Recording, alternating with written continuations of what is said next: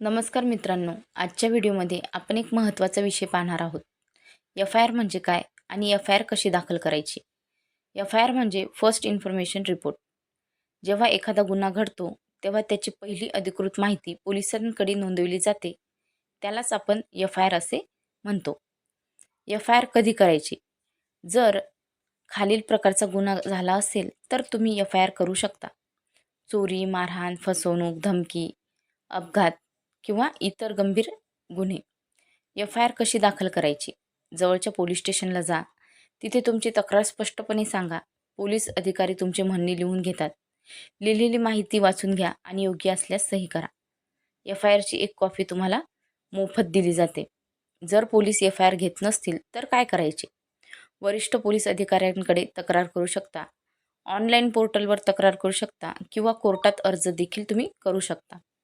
महत्त्वाची गोष्ट, एफ-आय-आर करताना नेहमी खरी माहिती द्या.